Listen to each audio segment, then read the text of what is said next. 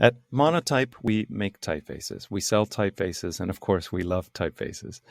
Our customers love typefaces too, but they love what they can do for them and their communications. They love type in use, type as an ingredient in their work. This section is about our customers and how they use type. It represents or presents groups of typographic forms that have evolved over the last 1,000 years. It's not a complete list, nor is it a static list. The uses of type are changing all the time, especially in the last 2 decades. Editorial typography is type for books, and books are among the oldest applications for typography in the world. But the speed with which type could be set and reset gave rise to other editorial forms like newspapers and magazines. Book typography is primarily text typography. Text typography traditionally is type between 9-point and 14-point. Reading habits are conservative, and text typography reflects that. Book typography is dominated by serif types and is governed by standards of legibility.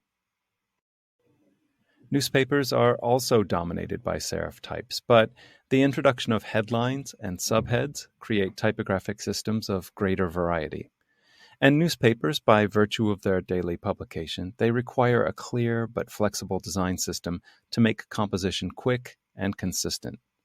The language of newspapers is different than the language of books. Sentences are shorter, and the rules for typesetting differ accordingly.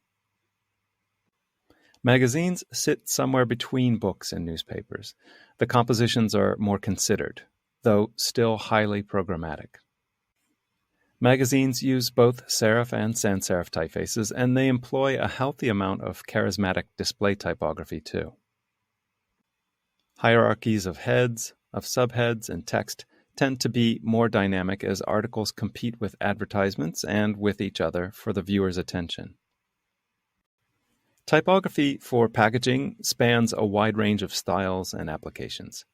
Traditional applications like labels for boxes and bottles use display typography to attract attention and careful text typography to spell out the product details. Box printing is a later development with technical considerations that can present challenges for design and for type legibility. Tags carry identifying typography and product information and can also present design and production challenges. Labels and packaging also incorporate a great deal of lettering. Those are logos and typographic forms that have been drawn specifically for product use, as seen in these vintage European package designs. To get a better sense of how much typography plays in the packaging space, visit a drugstore. The combination of logo types, display typography, text typography, and micro typography in a modern product aisle is simply astounding. And the same is true of the refrigerator case in a supermarket or deli. The variety of bottle and package forms and the variety of print production methods are matched or exceeded by the typographic variety. Advertising typography is incredibly varied also. The design of any one of these advertising forms is often reflected in the design of some or all of the others. So think of the design and typographic continuity of advertising for a large telecom, for instance. Posters have existed for centuries, but they were really supercharged by production methods in the 19th century. Nowadays, they tend to be a feature only in urban environments, but their pull on the collective imagination is still strong. They're a rich opportunity for display typography and for lettering. Ads for print and print billboards are like the mini and macro versions of posters. While there are sometimes applications for text typography in these forms, display typography is the focus. And of course, it's the 21st century, and traditional billboards, posters, and print ads are now digital and non-static. Typography, digital typography, is an even more integral part of the modern advertising landscape. Wayfinding systems are a form of information design, performing the dual duty of providing important information and carrying a brand voice. Wayfinding systems are nearly exclusively reliant on typography. Legibility and accessibility are key components, but they exist in a formal system that strives to create a unique identity for a place or an experience. Wayfinding systems are sometimes grouped as part of information design. Those are designs that strive to make complex data clear and usable. Simple forms like contracts and more complex forms like lengthy surveys, tax forms, and even forms at the doctor's office require careful typography and layout. Information design also includes official forms like passports, visas, ID cards, and licenses of all sorts. Maps of all kinds, from cities to the stars in the night sky, are intensive typographic affairs with specific legibility concerns and solutions. Data visualizations, both in print and on screen with dynamic data, test the versatility of type families and the efficacy of design systems. Information clusters in automobiles and other machine interfaces deliver crucial dynamic information and rely heavily on highly legible typographic solutions.